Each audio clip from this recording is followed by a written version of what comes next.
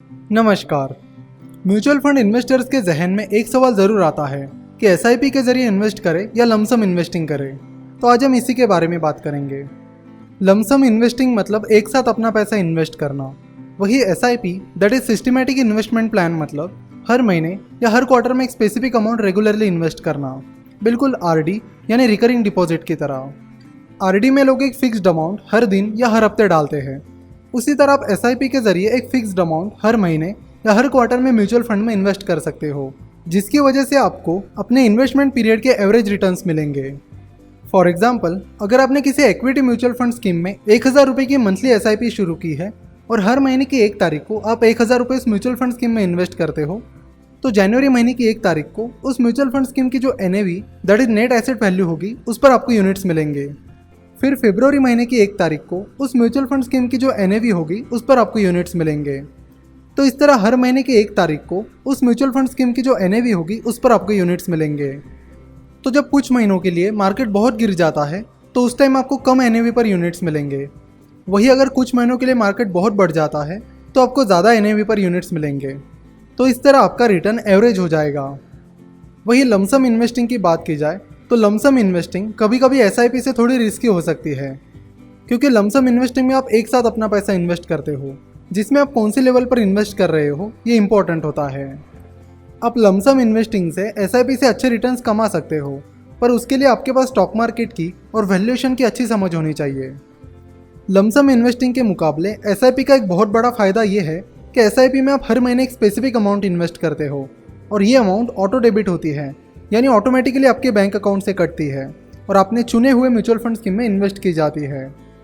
तो अगर आपने एसआईपी शुरू की है तो आपको हर महीने अपनी एसआईपी की अमाउंट सेव करनी होगी, जिससे हर महीने आपकी सेविंग होगी। और यही कारण है कि लोग आरडी शुरू करते हैं। आरडी में रिटर्न तो बहुत कम मिलते हैं, पर आरडी के बहाने उनकी सेविंग हो जाती है। तो एसआईपी के जरिए भी लोगों की हर महीने सेविंग हो जाती है और साथ ही उन्हें अच्छे रिटर्न्स भी मिल सकते हैं। तो अगर आपके पास स्टॉक मार्केट का और वैल्यूएशन का अच्छा नॉलेज है तो ही आप लमसम इन्वेस्टिंग की तरफ जाइए। या अगर आप बहुत लॉन्ग टर्म का व्यू रख रहे हो, जैसे कि 10-20 साल का, तो आप लमसम इन्वेस्टिंग कर सकते हो, क्योंकि ऐसी बहुत लॉन्ग टर्म इन्वेस्टमेंट्स के लिए लमसम इन्वेस्टमेंट्स यूजुअली एसआईपी से अच्छे रिटर्न्स देती है। अगर आपके पास अच्छी खासी रकम पड़ी है जिसे आपको म्यूचुअल फंड स्कीम में इन्वेस्ट करना है, तो ऐसे वक्त ज़्यादा देर तक एसआईपी इन्वेस्टमेंट के लिए रुकना भी सही नहीं है। वही अगर आप सेविंग की आदत लगाना चाहते हो या 5-6 साल से कम टाइम पीरियड के लिए इन्वेस्ट करना चाहते हो तो एसआईपी आपके लिए अच्छी रहेगी। कई इन्वेस्टर्स एसआईपी और लमसम दोनों करते हैं, यानी अगर उनकी किसी म्यूचुअल फंड स्कीम में एसआईपी शुरू है और मार्केट बहुत ज़्यादा गिर जाता है, दैट इज़ जब बियर रन चल रहा होता है, तब ये इन्वेस्टर्स ऐसे टाइम में कुछ लमसम इन्वेस्टमेंट्स करते हैं जिससे वो स्टॉक्स के कम वैल्यूएशन का फ़ायदा उठा सके। चाहे एसआईपी हो या लमसम, सही म्यूचुअल फंड स्कीम चुनना बहुत इंपॉर्टेंट है, क्योंकि अगर आपने कोई ख़राब म्यूचुअल फंड स्कीम चुनी है जो ख़राब रिटर्न्स दे रही है, तो फिर आप एसआईपी करो या लमसम, आपके रिटर्न्स ख़राब ही रहेंगे। इसलिए म्यूचुअल फंड स्कीम चुनने से पहले पूरा एनालिसिस करें। म्यूचुअल फंड के इस लेक्चर सीरीज़ में हम धीरे धीरे उन सारे टॉपिक्स पर नज़र डालेंगे जो म्यूचुअल फंड चुनते वक्त देखना ज़रूरी है। ज़रूर ये वीडियो अपने म्यूचुअल फंड में इन्वेस्ट करने वाले दोस्तों के साथ व्हाट्सएप पर और व्हाट्सएप ग्रुप्स पर शेयर करें।